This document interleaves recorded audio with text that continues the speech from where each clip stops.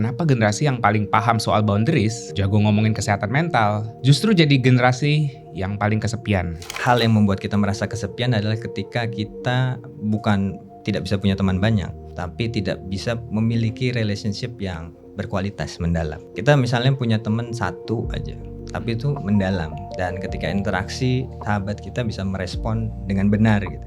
Nggak harus menjawab atau memberi nasihat, tapi secara ekspresi dia, aku ngerasa yang kamu rasain gitu kan. Fear of better option. Ya. Boleh dijelasin sedikit nggak, Mas? Ya, fear of better option itu kan fase berikutnya setelah fear of missing out. Fear of missing out itu kita ingin berada satu level.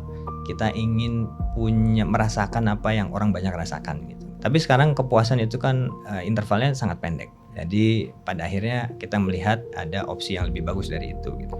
Atau ada tempat lain yang harusnya kita berada di sana gitu. Nah, itu fear of better option dan itu berlaku untuk banyak hal. Dan itu tidak pernah terhenti. Pada akhirnya kan kita harus bisa mengkonstruksi kepuasan kita sendiri sebetulnya ujungnya di mana gitu. Tapi yang penting dalam konteks individualisme adalah malah justru menurutku cara berpikir. Karena sekarang cara berpikirnya menjadi sangat kolektif. Contoh FOMO ya. Iya. Pola pikirnya kolektif tapi secara actionnya itu individualis. Iya. Padahal sebenarnya di DNA kita actionnya itu kolektif tapi bisa juga kok punya pemikiran yang individualis. Individualis ya. Jadi menjadi subjektif itu belum tentu kita jumpa dengan jati diri kita gitu. Itu dua hal yang berbeda. Menarik. Menjadi fokus kepada subjektivitas belum tentu menemukan jati diri. Jadi sebetulnya kita bisa menemukan jati diri kita itu bersama orang lain. Boleh kasih wisdom nggak ke anak-anak ini untuk nyari pasangan? Bisa jadi sesuatu yang kamu suka itu nggak baik buat kamu. Bisa jadi sesuatu yang kamu nggak suka itu justru baik buat kamu. Itu datang dari Quran sih. Dan itu berlaku di relationship.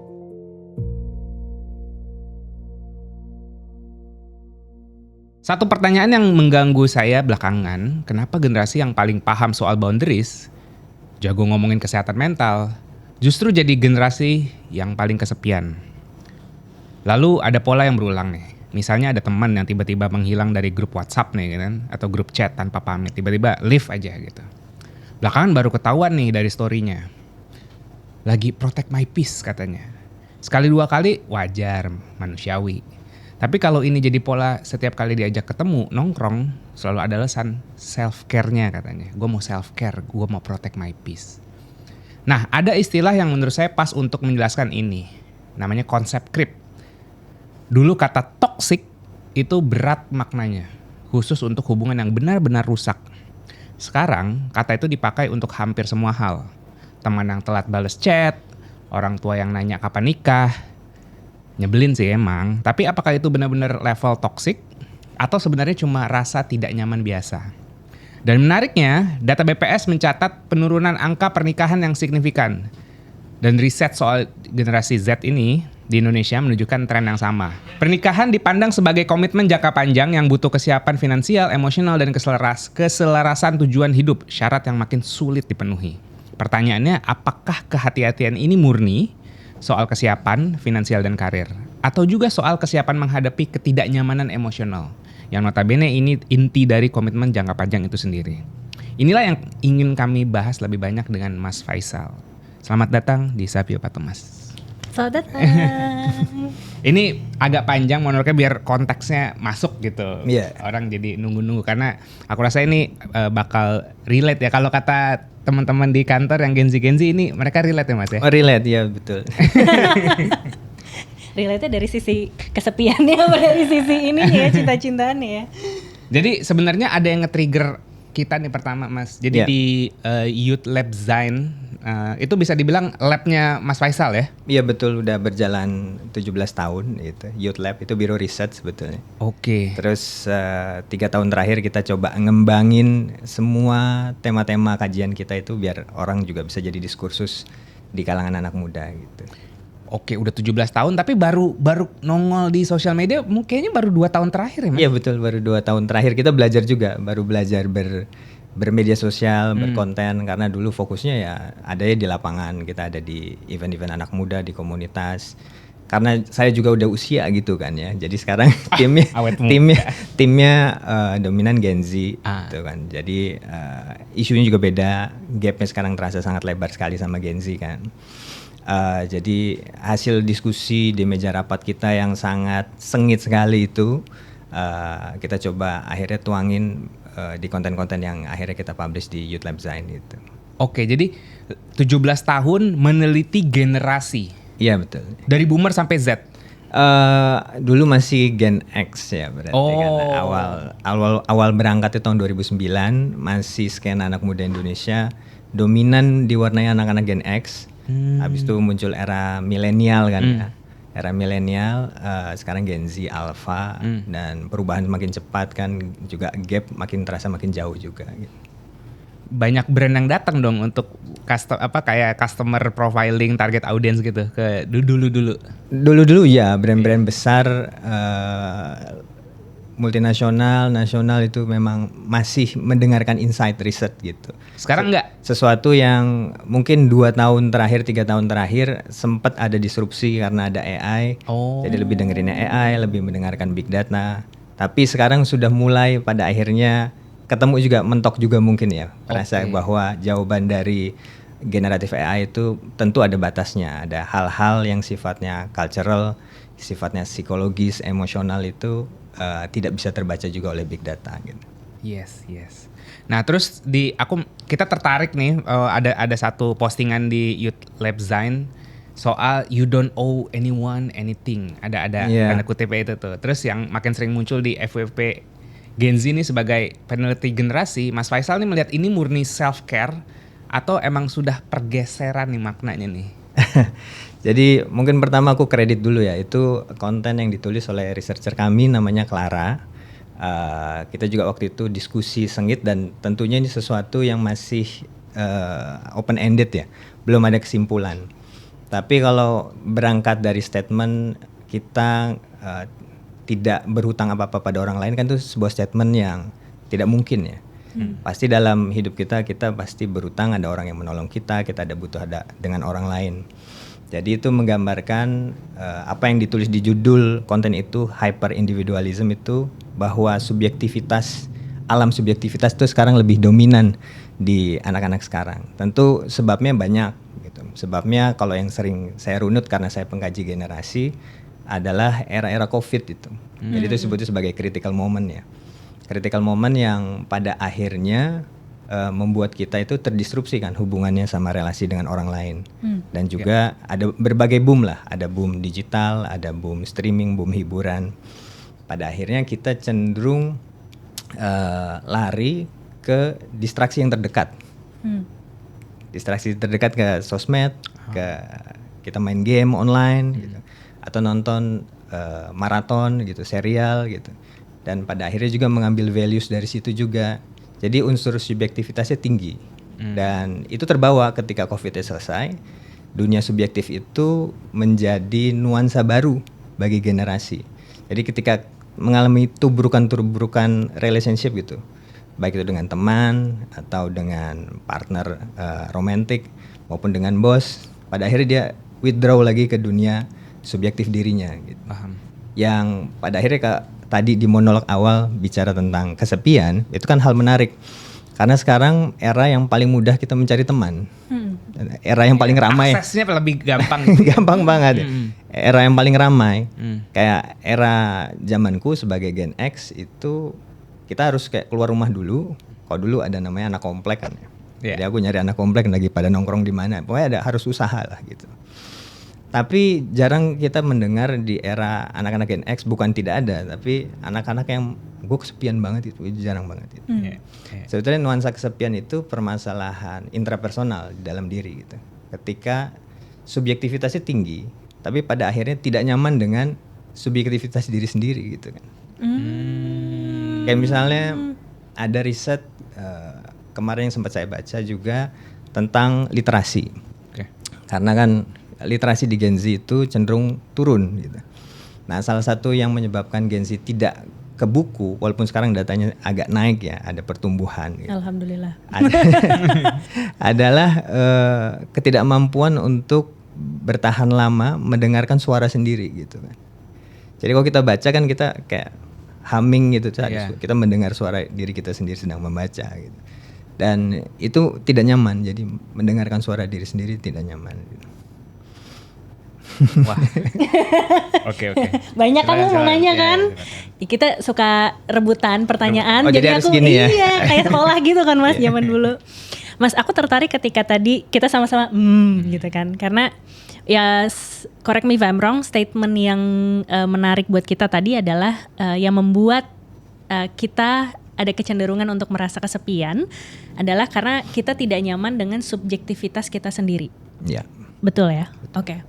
Mas, ini menarik karena aku punya background psikologi juga. Jadi cenderung lagi mendalami juga tuh Mas, kayak gimana intrapersonal relationship kita kalau sehat itu sebenarnya bisa membantu interpersonal kita juga gitu kan. Nah, Betul.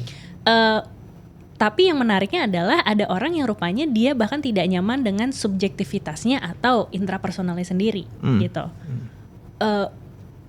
Ada insight atau perbedaan nggak sih Mas yang bisa di-share tentang nih apakah memang ada interpersonal atau subjektivitas yang sehat atau tidak sehat? Kayak ada kategorisasi tertentu nggak sih yang akhirnya membuat sebuah proses di dalam internal kita bisa membantu berelasi lebih baik, atau sebenarnya malah tadi menghambat kita karena kita terlalu fokus sama subjektivitas kita sendiri gitu. Mungkin untuk menaruh konteks juga ya ke bahasan ini, misalnya sekarang kan ada fenomena incel gitu. Ya. Ya, anak-anak yang susah membangun relasi sama lingkungan sosialnya atau sama lawan jenis gitu kan. Dan itu berangkat dari perasaan kesepian, perasaan tidak berdaya, perasaan ketidakmampuan adaptasi. Dan fenomena lain yang sekarang mengemuka kan anak-anak incel yang pada akhirnya mereka berusaha mengadopsi identitas baru.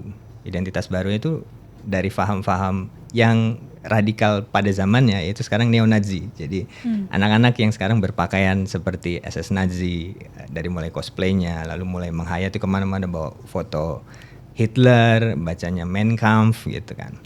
Aduh, ada lagi bukunya dia. Pakainya begini lagi beskap, aduh.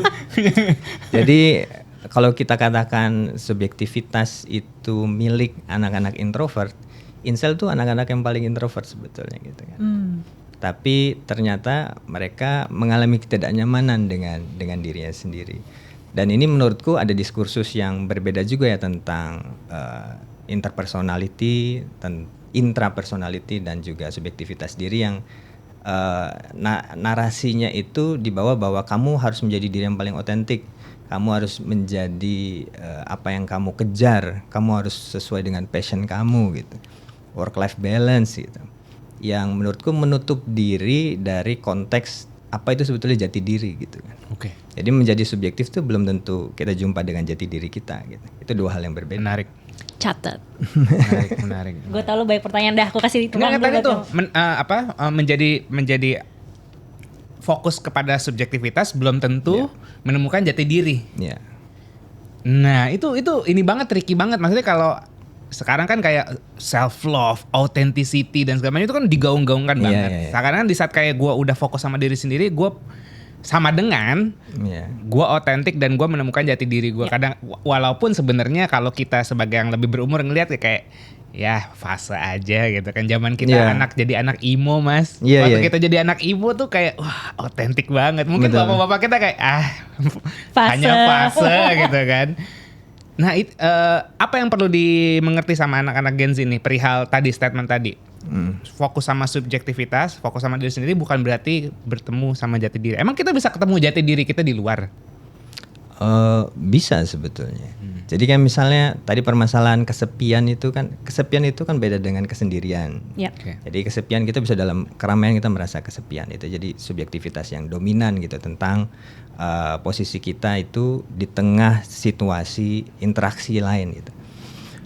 Menurutku misalnya salah satu hal yang membuat kita merasa kesepian adalah ketika kita bukan tidak bisa punya teman banyak, tapi tidak bisa memiliki relationship yang berkualitas mendalam gitu. Okay. Kita misalnya punya teman satu aja, tapi itu mendalam. Dan ketika interaksi teman kita itu, sahabat kita bisa merespon dengan benar gitu. Gak harus menjawab atau memberi nasihat, tapi secara ekspresi dia aku ngerasa yang kamu rasain gitu kan. Ya. Itu aja kita udah akan merasa cukup dan nggak akan merasa kesepian gitu. Jadi sebetulnya kita bisa menemukan jati diri kita itu bersama orang lain ketika kita berinteraksi dengan orang lain gitu kan.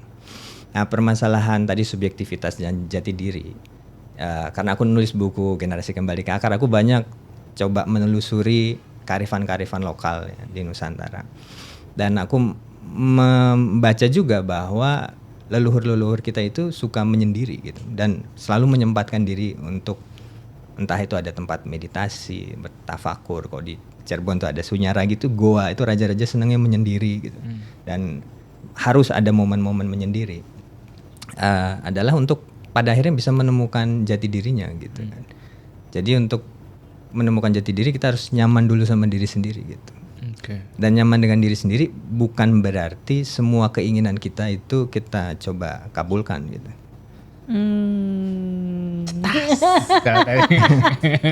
Iya. Pendalaman silakan. Nyaman sama diri sendiri. Ini hooknya banyak banget sih Mas Faisal, asik banget loh. Nyaman sama diri sendiri bukan berarti semua keinginan kita itu harus dikabulkan. Kadang-kadang itu jadi limitasi dan jebakan ya, kayak kita maunya enak-enak aja, yang tadi tuh protect my peace gitu kan, tapi sebenarnya jadi limitasi untuk berkembang malah gitu ya. Wow, oke. Mundur sedikit deh ya. Mungkin kok aku ngelihat ini kayak pattern aja ya Mas ya, kayak zaman-zaman biasanya nih umur-umur generasiku deh, kalau udah kenal spirituality, langsung ansos tuh gitu, langsung ansos, detach, terus kayak gue nggak nge-vibe sama lu, sorry nih gue nggak bisa nongkrong gitu. Aku ngelaluin masa-masa itu gitu. Dan kayaknya setiap generasi ada deh si tren itu gitu kan. Mungkin yang kalau Gen Z cuman beda label doang gitu. Bener Mas, itu cuman pattern aja atau si Gen Z ini punya keunikan sendiri dalam si hyper individualism itu? Ya kan ada fase-fase kita berusaha mengkonstruksi identitas kita gitu. Dan itu kok belajar psikologi, ada fase-fase perkembangan itu. Salah satu hal yang menarik misalnya sekarang adulthood itu kan mundur ya. Harusnya kan biasanya early adulthood tuh masuknya usia 25. Research terakhir itu kan umur 35. 32. Oh 35? Wow. Early adulthood 35? Iya 35. Enggak, adulthood apa early adulthood? Early adulthood. Jadi bisa dibayangkan. Wah, kita baru early adulthood sayang. Masih muda. Oke. Jadi alam kedewasaannya itu tidak tampak misalnya di usia 20-an. Dan itu kan fenomena hari ini ya. Dan sebetulnya kita bisa lihat di banyak konteks, banyak tempat gitu, misalnya di ruang kerja, tempat bermain, kayak misalnya sekarang yang usia 40-an bisa main sama anak-anak SMP di Roblox gitu. Jadi campur baur lah lintas usia gitu.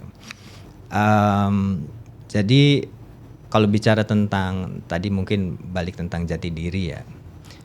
Jati diri itu kalau dari filsafat, misalnya filsafat eksistensialis Kierkegaard itu kan, itu ketika dia menggambarkannya seperti kalau kita bercerita tentang diri kita, terus sehari 2 hari terus menerus tuh kan pada akhirnya habis ya. Tapi ketika habis semua cerita tentang diri kita, itu tersisa, masih ada kayak yang kesisa tapi tidak bisa kita ceritakan. Kayak kita numpahin kopi tapi masih ada ampasnya di bawahnya itu. Nah ampasnya itu kan sebetulnya adalah itu yang disebut jati diri gitu. Itu true self kita itu di situ gitu. Nah yang menurutku sekarang jarang dilakukan anak generasi sekarang itu adalah upaya untuk pencarian true self itu. Mungkin caranya bisa salah satunya tadi uji coba, jadi anak emo, jadi headbanger gitu kan, metal lah, atau jadi anak skateboard, atau tiba-tiba spiritualitas. Aku sempat mengkaji juga waktu era milenial tuh ada era boom hijrah kan, semuanya pengen hijrah gitu. Benar. Fase juga, tapi bisa jadi positif, bisa jadi tidak baik juga. Jadi positif kalau itu pada akhirnya untuk mencari ampas yang paling dalam dari diri kita gitu. Tapi bisa jadi tidak bagus juga kalau ujungnya hanya kayak kita pelarian dari satu ketidaknyamanan ke tidak nyaman berikutnya gitu. Oke. Kan aku ngeliat jadinya ada spektrum nih. Maksudnya kalau kita lihat ada kayak kolektivism ya. Ya. Kolektivism, individualism, dan sekarang hyper individualism gitu. Boleh share gak sih Mas, zaman-zamannya kolektivism tuh kayak gimana sih bentuknya gitu? Bener, Iya jangan kita Maksudnya, lupa iya, dan nggak soalnya tahu. kita, kacamata kita, even sebagai milenial, kayaknya kalau melakukan sesuatu untuk kepentingan kolektif tuh kayak apa sih gitu. Padahal mungkin Gen X masih ngerasain tuh, gue melakukan sesuatu untuk kepentingan bersama, kayak masih ada tuh bibit-bibitnya. Boleh share gak sih zaman kolektivism tuh kayak gimana sih? Kayak purwa banget. Jadi mungkin gambarannya yang banyak risetnya, kalau tidak salah dari Hofstede itu kan dunia timur Indonesia itu dikaji juga tuh masuknya bangsa yang kolektivis gitu kan. Jadi apapun tuh harus kolektif gitu. Aku setuju sih dengan itu. Ada juga riset dari Triandis kalau tidak salah gitu. Gambaran simpelnya itu misalnya gini, kalau di Eropa dianggapnya sebagai bangsa yang individualis. Makanya kalau kita melihat karya seninya zaman Renaissance itu kan patung sendiri lagi mikir, the thinker gitu. Semuanya sendiri, gambarannya individu sendiri. Tapi kalau di dunia timur digambarkannya misalnya kalau lukisan-lukisan manusianya kecil gitu, alamnya gede gitu. Iya, betul. Karena melihat keakuan itu sebagai hanya part kecil dari satu semesta yang besar.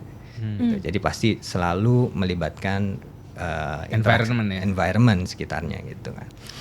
Jadi kalau bicara kolektivism, kita DNA-nya kolektif, jelas gitu. Bahkan kita merdeka aja karena banyak hal-hal kolektif gitu kan. Ada dulu Sumpah Pemuda, ada Jong Sumatera Bond, awalnya kolektivitas berdasarkan etnis gitu kan. Kita punya filosofi gotong royong, dan yang menarik kalau agak lompat ke era sosial media, awal mula era Facebook, Twitter itu kan cara orang Indonesia merespon sosial media beda sama negara lain gitu. Oh gitu. Iya. Oke. Jadi awal kita misalnya dulu Facebook awal tiba-tiba ada reunian gitu. Reunian SD tiba-tiba kumpul lagi, ketemuan lagi gitu kan. Iya. Terus muncul boom kedai kopi gara-gara sosial media juga. Jadi driver kolektivitas itu sangat tinggi gitu kan.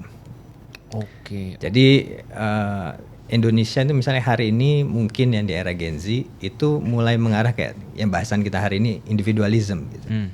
Tapi menurutku individualism yang positif itu ketika kita individualism itu dalam kerangka berpikir aja gitu. Jadi berpikirnya lebih mandiri gitu, berpikirnya lebih kritis, dan itu kan butuh individualism ya. Tapi dalam relasi sosial kayak aku selalu berusaha untuk ya tetap kolektif aja karena aku orang Indonesia gitu. Apapun bahagia pasti dirayakan bareng keluarga gitu kan.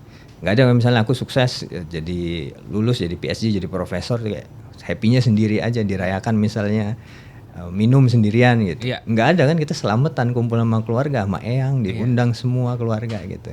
Bahagianya ada di situ gitu. Kayaknya emang ada di DNA kita ya Mas ya? Iya. Berarti bisa dibilang apa kayak tadi yang kembali ke akar atau kayak identitas kita sebagai orang Indonesia, orang-orangnya itu adalah orang-orang yang sebenarnya kolektif gitu ya. Bahkan aku juga punya pengalaman sendiri gitu. Zaman-zaman sebelum ketemu kamu, karir lagi bagus-bagusnya, uang banyak sendiri, bahagianya nggak bisa di-share tuh nggak enak. Iya kayaknya. Iya kan?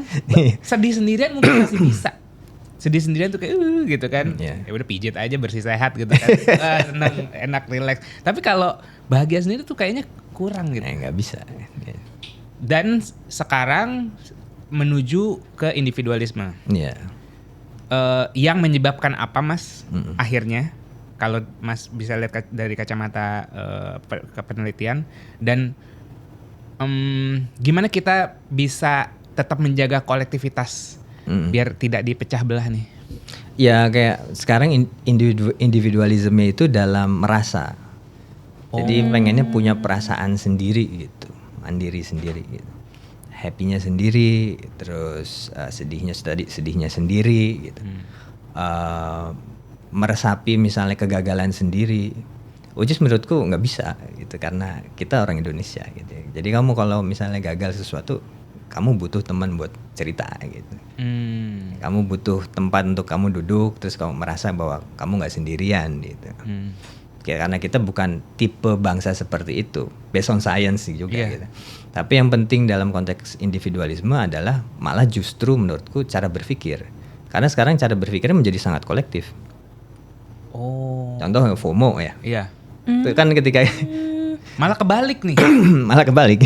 Oh, pola pikirnya kolektif tapi secara actionnya itu individualis. Iya. Padahal sebenarnya di DNA kita actionnya itu kolektif tapi bisa juga kok punya pemikiran yang individualis. Individualis ya.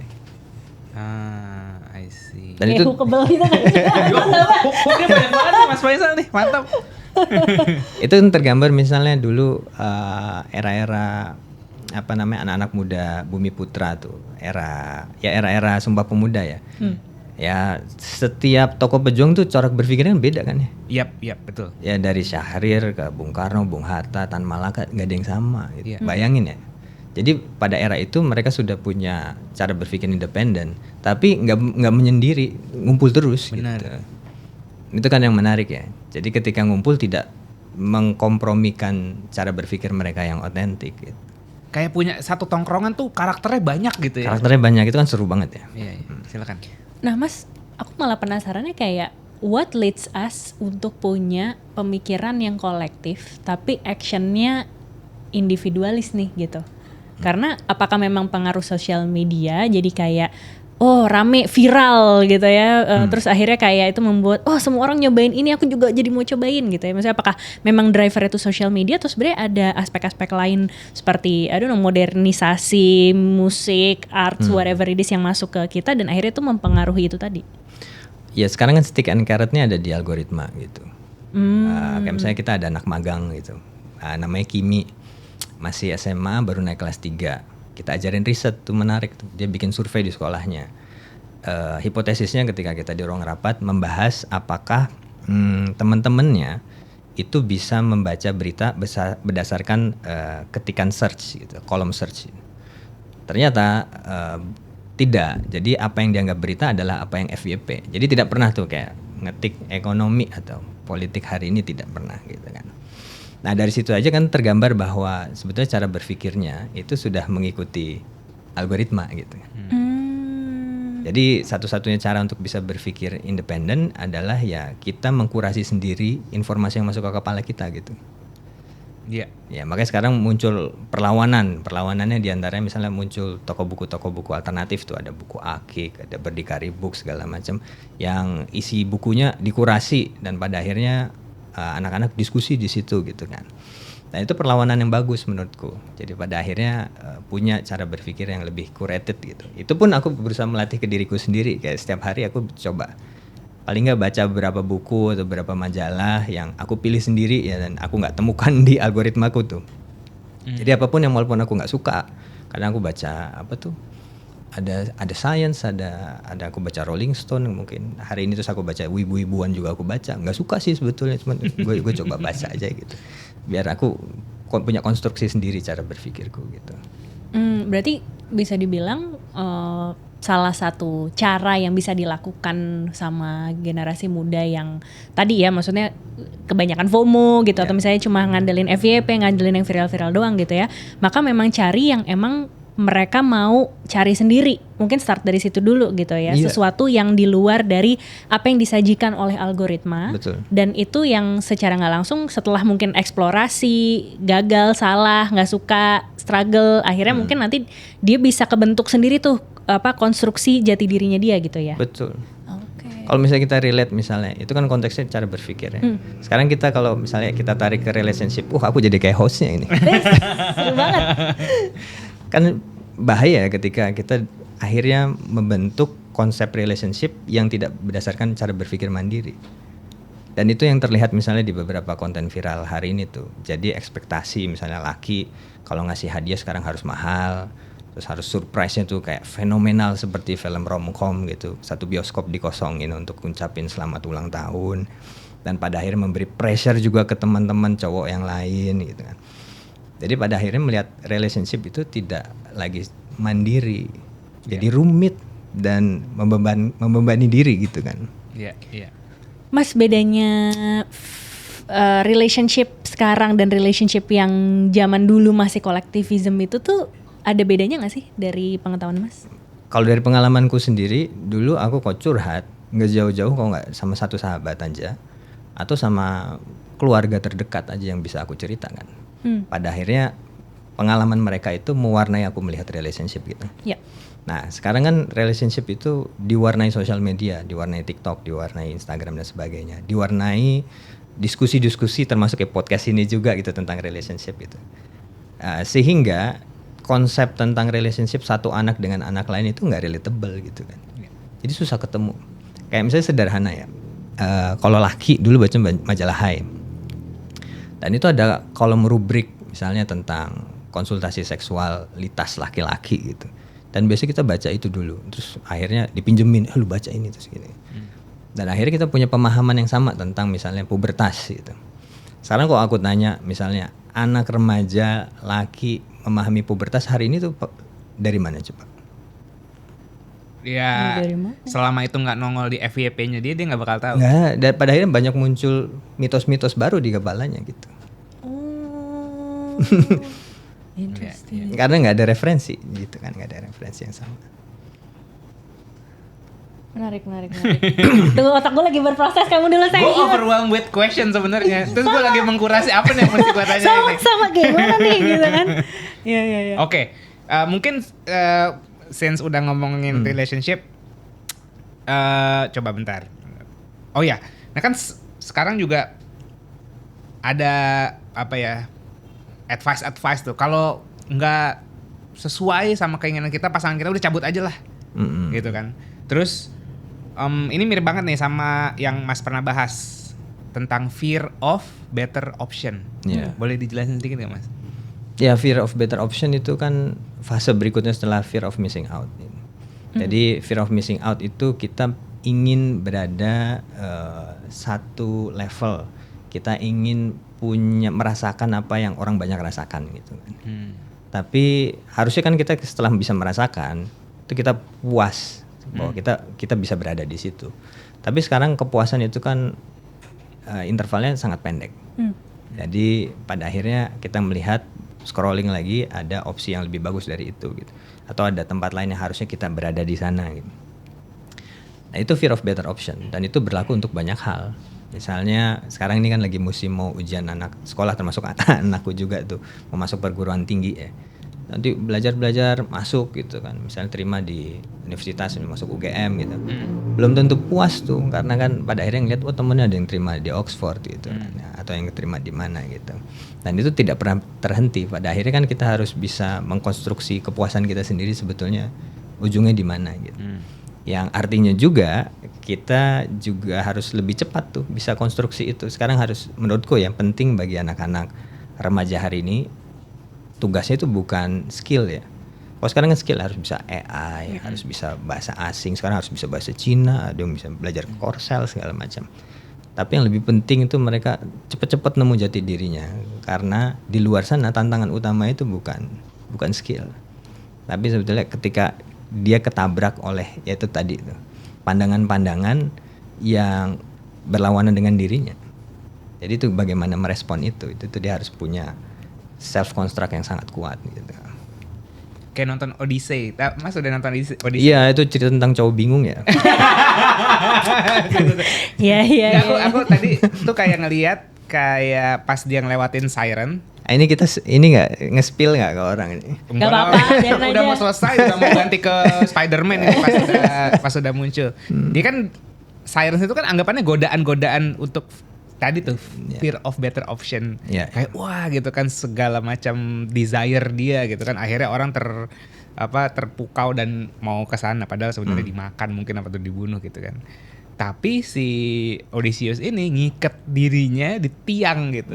Ya kan? Gue pengen tahu apa sih desire gue, tapi gue membatasi diri gue sendiri gitu ya. Jadi bisa dibilang kayak gitu tuh ya. Maksudnya kita nggak apa-apa terpapar sama segala macam informasi, prestasi orang lain dan segala macam, tapi kita perlu bisa mengikat diri kita di tiang itu kayak Odysseus gitu. Iya, betul. Walaupun tersiksa banget kayak gitu, tapi itu tadi konstruksi identitas, cara berpikir yang udah cukup solid gitu kan untuk menghadapi itu semua. Kalau enggak ya kita nyemplung ke laut dan mungkin lenyap. Salah satu hal yang menarik aku nonton Odyssey adalah cara, mungkin ada yang dulu udah nonton ya Odyssey versi sebelumnya gitu kan. Nolan itu memperlakukan Odyssey itu dengan sudut pandang konflik batin orang modern gitu kan. Hmm. Dan pada akhirnya audisinya bisa menemukan jati diri lah, tanda petik itu. Ketika dia mengkonstruksi ingatannya sendiri kan ya. Karena kan dia lupa. Iya. Dilupa-lupain itu biar menikmati makan lotus. Dan cara kita mengkonstruksi ingatan seperti itu kan bagian dari jati diri ya. Dan dia bisa ingat ketika dia ingat bahwa dia sayang istrinya, dia sayang anaknya gitu. Jadi itu relatable sih dengan apa yang kita diskusikan hari ini itu, bahwa kadang kita mudah lupa ya. Hal-hal yang misalnya penting dalam hidup kita tuh. Misalnya orang yang paling sayang sama kita kan pasti ibu kita, keluarga kita gitu. Itu aja sebetulnya cukup tuh. Cuman memori tentang itu kan harus kita jaga terus di kepala kita tuh. Iya. Tapi karena sekarang kita sering menumpuk memori baru tuh, entah itu kita baca, ngeliat konten, video, apapun gitu. Pada akhirnya kita kehilangan tuh. Jadi kehilangan jati diri kita karena tumpukan memori yang nggak relate dengan perasaan kita sendiri tuh. Aku sih waktu nonton Iya. merasain Makanya dia kata si Calypso kayak gue mencoba mengaburkan ingatan lo, tapi hati lo itu nggak bisa gue rubah. Iya. Tetap aksinya itu jadi simbolismenya itu adalah dia ngumpulin puing-puing kayu dari kapalnya dia gitu. Itu kan anggapannya kayak mengumpulkan konstruksi jati diri. Jati dirinya betul ya. Gitu. Ya misalnya ada teori tentang kita itu bisa melupakan, misalkan itu juga film itu bicara tentang trauma kan. Kita tentunya sekarang banyak sih aku kayak melihat diskursus trauma di anak-anak Gen Z gitu kan, bahwa forgetting itu kan nggak bisa lepas dari forgiving ya. Jadi antara memori dengan apa yang kita rasakan tuh dua yang melekat gitu. Jadi kalau kita udah bisa forgive, baru kita bisa move on, melupakan gitu. Jadi yang mungkin permasalahan hari ini adalah anak-anak yang nggak bisa connect ke perasaannya sendiri gitu kan. Iya. Iya. Dan nggak nyaman malah sama perasaan sendiri. Nggak nyaman sama Dengar perasaan. suara sendiri lagi baca buku aja Iya, nggak nggak nyaman. sama perasaan yang chaos Iya, itu gitu betul. kan. Tapi sebenarnya aku malah jadi penasaran, apa yang membuat anak-anak ini quotes unquote tidak nyaman dengan dirinya dia sendiri? Maksudnya aku pun pernah melalui fase itu juga kan gitu, bahwa kayak gue nggak nyaman badan gue begini, gue nggak nyaman sama gue sendiri berlaku seperti ini, gue ngomong kayak gini gitu kan. Tapi I feel that ceritanya kan kalau MBTI itu gue feeling mas gitu, kayak feeling banget nih gitu. Tapi kayak I feel kok gue nggak suka ya dengan ini, ya aku coba cara lain yang mungkin aku lebih suka. Jadi aku akhirnya coba explore. Sampai salah satunya dating pun juga aku dating first date sama 23 laki-laki dulu mas sebelum ketemu dia gitu kan, karena aku kayak pengen tahu gimana sih rasanya aku menjadi diriku bersama dengan orang ini gitu, sampai akhirnya kayak gue ngerasa paling nyaman sama diri gue sendiri ketika sama dia gitu kan. Nah tapi kan aku ngelihat itu balik lagi mas sebagai sebuah fase.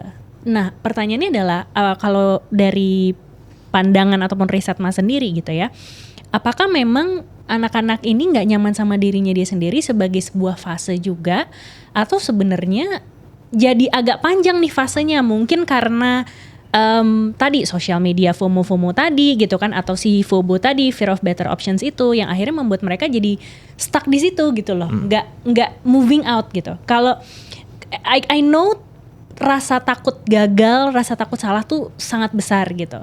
Tapi eventually I learn kadang-kadang ya untuk kita mengobati luka harus kita face dong luka itu gitu kan. Jadi akhirnya ya udah mau nggak mau pelan-pelan ngadepin itu. Nah tapi apakah balik lagi ini tuh cuma fase atau sebenarnya kayak jadi panjang dan jadi aneh, jadi rumit karena apa sih mas gitu? Iya. Kemarin sih sempat ada diskusi ya seputar ini juga. Aku selalu mengambil referensi ada dua tokoh filsuf kontemporer itu kan, ada Alain de Botton itu, ada Byung-Chul Han juga nulis The Burnout Society, bahwa dua-duanya hampir sama membahas.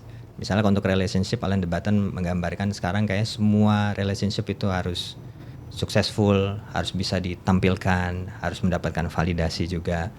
Kalau Byung-Chul Han membahas tentang bahwa semua tuh based on achievement, optimasi apapun yang kita bisa capai optimal di hari ini, pada akhirnya kita kan keletihan.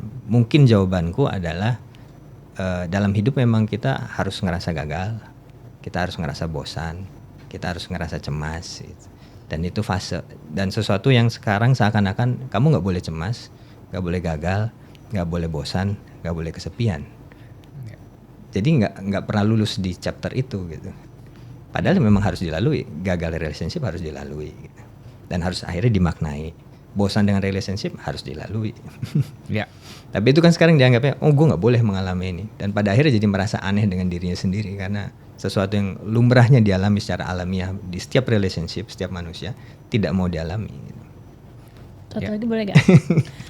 Pemaknaan. Nah ini menarik nih. Apakah sebenarnya dalam memaknai sesuatu tuh kita perlu mencari makna itu, atau sebenarnya makna itu baru akan muncul ketika kita udah jalanin dengan segala ups and downs-nya, dan terus kemudian kita I don't know, kayak being the third person perspektif gitu, punya metakognisi sendiri yang melihat kayak oh ini sebenarnya apa yang terjadi, dan akhirnya baru kita berikan makna itu. Dicari, diberikan, dibuat, atau diapain sih Mas si makna-makna itu tadi yang bisa membantu konstruksi jati diri kita juga jadi lebih baik dan utuh dan sehat gitu. Iya.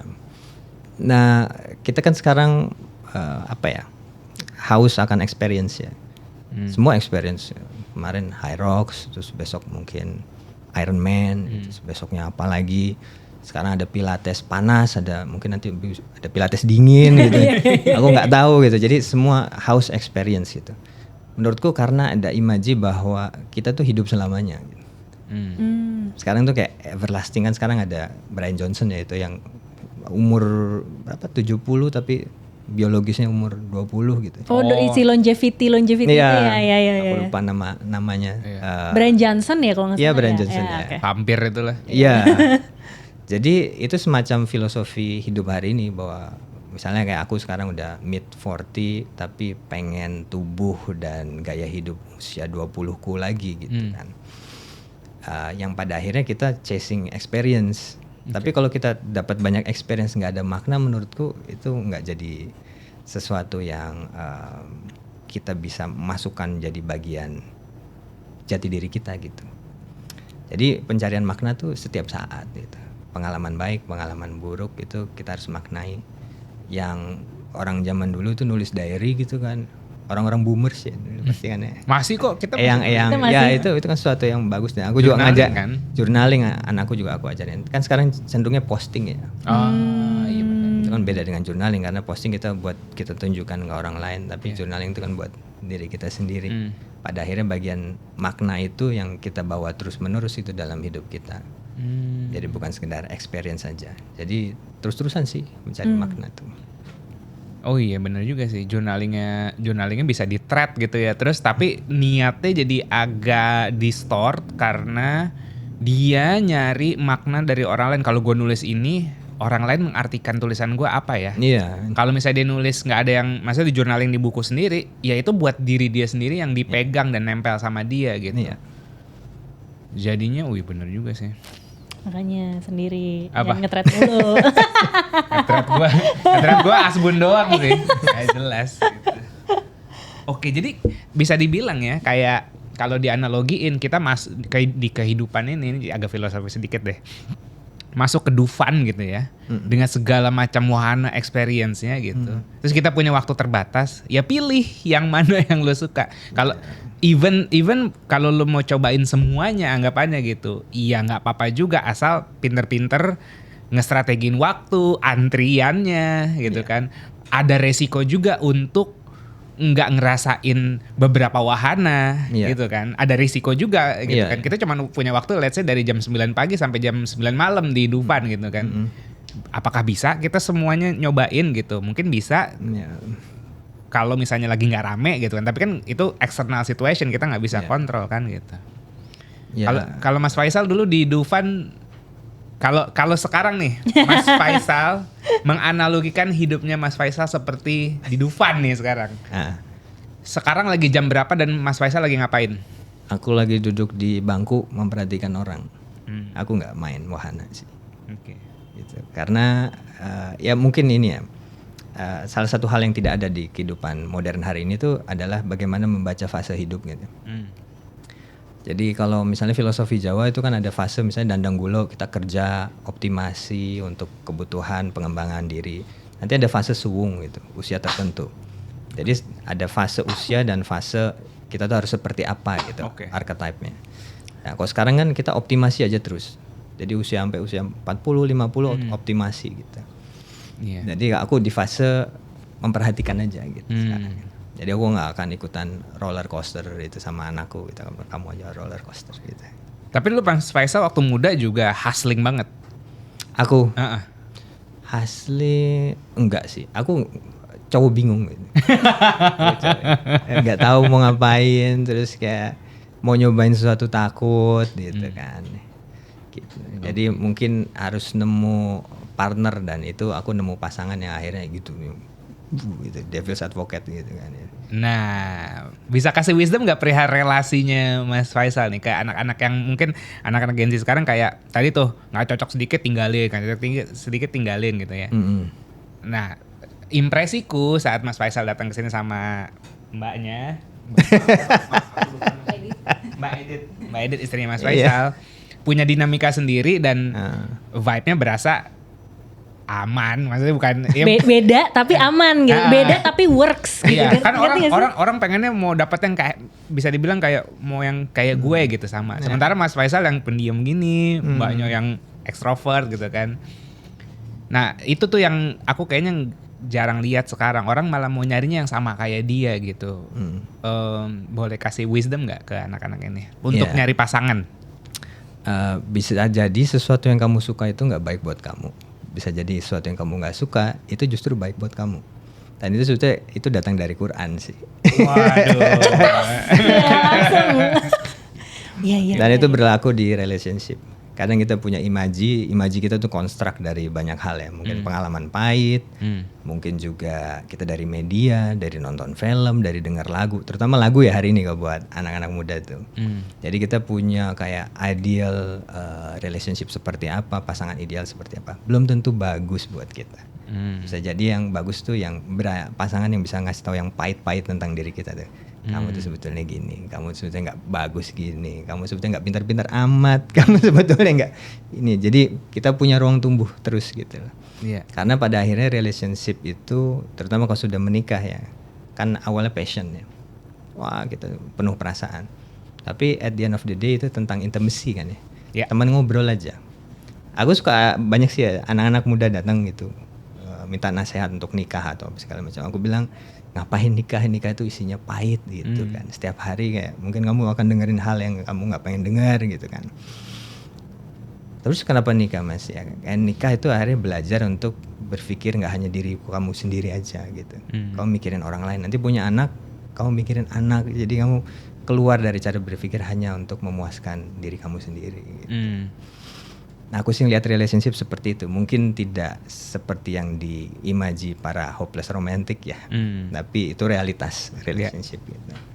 Reality kok, reality. Kita juga jalanin kayak gitu. Boleh contohin sedikit gak biar anak-anak ini juga kan gini, Mas Faisal bisa dibilang jadi role model kayak anak-anak Gen Z. Bisa dibilang kayak gitu dari segi mungkin pengetahuannya, sikapnya, relationshipnya. Terus tadi kan kita ngomongin idea gitu. Aku kalau boleh ngulik sedikit personalnya Mas Faisal gitu. Mas Faisal pernah dipahitin kayak gimana sama istri Mbak Edit sampai kayak akhirnya kayak setiap hari pahit. nengok dulu kayak ketawanya masih aman. biar anak-anak Gen Z ini tahu kayak oh jadi bentukannya kayak gitu. Kadang-kadang kan kita ngomongin idea, tapi manifestasi sikapnya tuh kadang-kadang mereka nggak kebayang tuh. Boleh kasih contoh gak yang memorable? Memorable, wah banyak yang micro setiap hari. Ngomong salah, gerak salah, nafas salah. Tapi mungkin gini ya kalau buat Gen Z, dulu pun waktu sebelum menikah aku sempat konsul ada orang yang aku anggap sebagai guru, sebagai orang bijak gitu. Aku tanya, aku nikahi nggak perempuan ini? Karena beda banget dunianya sama duniaku, beda banget kepribadiannya, hobinya juga beda, nggak ada yang sama gitu. Terus orang itu bertanya, kamu terakhir ngobrol sama dia kapan? Aku bilang kemarin. Berapa lama? Mungkin 2 jam di telepon gitu. Itu aja cukup, nikahi aja dia. Karena sebetulnya menikah itu ngobrol gitu. Jadi kalau kamu bisa bangun koneksi dari ngobrol, itu udah fondasi yang paling utama untuk sebuah pernikahan. Gitu. gitu. Iya. Jadi nggak usah overthinking gitu. Iya. Iya. Dan ngobrol pun balik lagi, aku juga masih ngasih konteks, ngobrol pun bukan berarti yang ngobrol sweet aja kan. Ya. Dan banyak, maksudnya kalau di feedback dari audiens, kalau kita lagi bikin konten pria relationship, ngomongin ngobrol deep talk, banyak banget yang longing deep talk gitu. Aduh, pengen dia bisa deep talk sama pasangan. Iya, deep talk, pillow talk, apapun itu. Karena intinya ngobrol aja. Iya. Gitu. Tapi belum tentu orang bisa nyaman ngomongin yang bikin dia nggak nyaman gitu, antara satu sama lain gitu. Iya. Belum lagi dikonfront, Iya. ya kan, dikasih tahu, oh lu begini, lu begitu, gitu kan. Iya, pada komen itu kayak, baru mau ngobrol, ntar ujung-ujungnya ribut gitu. Iya, benar. Iya. Malah sebenarnya pas kita ngobrol ada spark untuk kayak berdebat dan ribut itu, kayaknya juga malah seru gak sih? Jadi kita tahu kayak batasan-batasan dari orang yang kita ajak ngobrol gitu kan. Iya, kedalaman itu kan ya di situ ya kita bisa tahu dunia alam dari pasangan kita tuh dari obrolan-obrolan yang nggak penting, yang penting gitu kan. Atau ketidaksetujuan gitu. Jadi itu lagi-lagi kan ketidaksetujuan ketika kita berdebat dianggapnya itu debat harus dihindari. Enggak malah. Ya, relationship tuh ya debat, terus kita coba kayak workout tuh gimana biar dari debat ini kita belajar sesuatu yang baru gitu kan. Dari hal-hal kayak gitu. Aku punya pertanyaan. Mas, tadi aku ngobrol sama timnya Mas Abram kan. Jadi ngobrolin soal dari kolektivism terus jadi individualism dan hyperindividualism. Aku menemukan ada satu tema menarik yang balikin lagi ke sini gitu kan. Kenapa kita tertarik ngobrol sama Mas Faisal adalah kalau dari skena relationship nih Mas gitu ya. Aku dan Yaser tuh ngelihatnya ada sebuah fenomena di mana anak-anak muda nih lagi longingnya untuk personal development gitu kan. Nonton podcast ini, High Rocks dan lain-lain gitu kan. Pokoknya kembangin diri terus gitu. Until one day tiba-tiba mereka memutuskan kayak, oke, gue mau nikah gitu. Tapi kan kalau dalam wisdom kita berdua nih ya Mas ya gitu. Dan yang kita tahu juga dalam sebuah relationship atau pernikahan, it's not only romance, tapi kan perlu friendship, perlu partnership, perlu companionship dan ship lainnya lah gitu. Nah di situ tuh kita ngeliat kayak ada gap loh sebenarnya gitu. Masa lu dari single lu merasa udah paling baik, tiba-tiba lu mau langsung ke romance aja gitu. Padahal sebenarnya romance sendiri pun ada trik-triknya gitu kan, ada cara-caranya yang kalau kita kasih gap diantaranya tuh berteman aja dulu gitu kan, berteman aja dulu gitu. Nah, apakah dari Mas Faisal sendiri menemukan maksudnya valid nggak sih Mas apa ya observasi kita ini selaras nggak dengan apa yang menjadi penelitian Mas bahwa sekarang anak-anak muda lebih ke individualis, oke, tapi giliran abis itu mau nikah tapi mungkin ada some step yang mereka missing untuk berkoneksi satu sama lain gitu.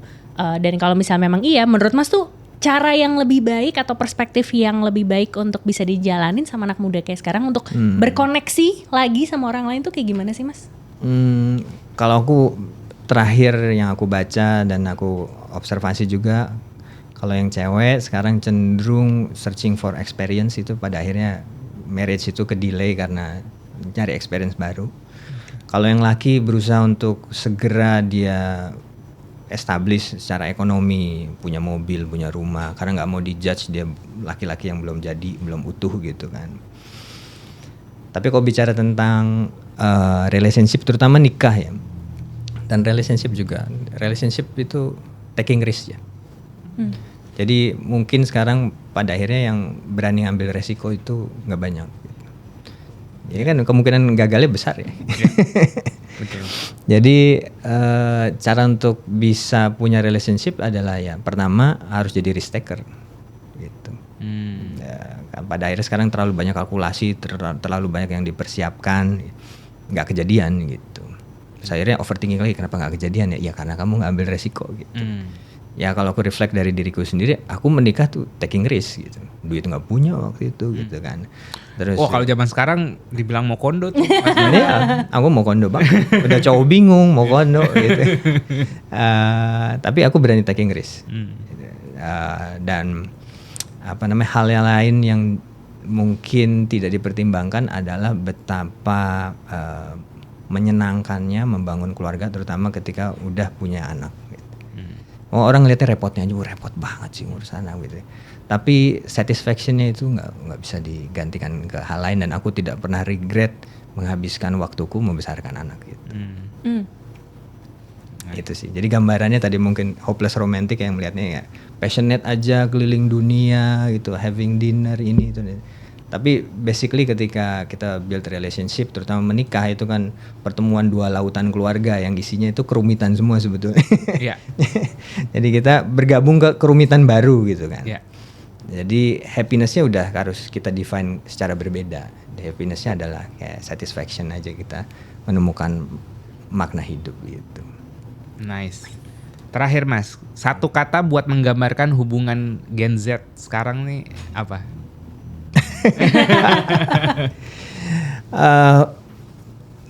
Terlalu banyak pertimbangan, overthinking sih. Overthinking. Nah. Jangan sampai jadi hyper overthinking juga ya. Jadi kayak Waduh. Udah hyper over lagi. jadi ditambahin gitu. Oke. Iya. Relate. Mas, terakhir kalau boleh, mungkin penonton kita belum tahu Youth Lab Zain atau apa yang Mas kerjain. Ini goalnya mau kemana sih, dan kenapa orang mesti up to date sama Youth Lab Zain? Ya, Youth Lab itu biro riset, aku rasa pertama yang khusus meneliti tentang generasi anak muda. Sudah 17 tahun, sebetulnya sudah cukup dikenal ya, familiar dengan dunia branding, dunia marketing agency, dan policy maker juga. Kenapa harus tahu Youth Lab Zain? Karena sekarang kita punya media juga, ada di Instagram, ada di YouTube, kita ada podcast juga. Karena dinamika generasi sekarang teramat cepat, jadi perubahan cara berpikirnya, seleranya, dan terutama masalah gap generasi yang sekarang jadi concernnya. Karena gap generasi itu penting ketika generasi senior dengan yang paling muda ini nggak ketemu, itu akan menciptakan banyak masalah ya di perusahaan, di sekolah, sampai juga di masalah produk juga. Jadi itu Youth Lab Zain. Thank you. Aku boleh gak satu lagi? Boleh. Sebagai media dan tempat riset nih, Youth Lab, overwhelmed juga gak sama kecepatan perubahan ini? Dan gimana kalian milih, oh ini yang worth it gue riset, oh ini yang worth it gue angkat di media? Karena kan tiap minggu ada aja tren baru gitu. Nah kita sebagai pelaku media atau pelaku researcher gitu kan, gimana milihnya ya? Iya, mungkin 3 tahun terakhir overwhelmed gitu. Oke. Melihat fenomena begitu cepat. Pada akhirnya kita memilih ya pakai perasaan sih. Jadi kita ngerasa paling, ini kayaknya paling ngena di hati kita di ruangan gitu. Ini yang harus kita bahas. Gitu. Orang data, decision making pakai perasaan. Harus tetap Ujung-ujungnya pakai perasaan. Iya. Padahal riset data banget. Ujung-ujungnya tapi untuk nentuin something pakai perasaan lagi. Karena kita membacanya human kan, jadi harus pakai rasa juga. Human to human, pakai perasaan sayang. Pakai perasaan guys. Oke, dah. Alright, dah. Oke, kalau gitu, yaudah kamu yang tutup. Biasanya kamu tutup. Gimana sih? Oke, Mas Faisal terima kasih Terima kasih banyak kembali. udah sharing. Jadi teman-teman jangan lupa yang mau belajar tentang antar generasi gitu kan, kalian bisa follow Youth Lab Zain dan juga nanti tonton terus gitu ya podcast Happy Pato berikutnya supaya membantu kamu juga biar tadi nih relasi tadi gap-gapnya gitu kan, kalian jadi terbuka lah wawasannya, bisa lebih eksperimental juga, dan akhirnya bisa membentuk konstruksi jati diri dan hubungan relasi sendiri. Asik. Oke. Ya wes kalau gitu aku Anes dan Yaser, kita pamit dulu, sampai jumpa di Sapi Pato berikutnya. Bye bye.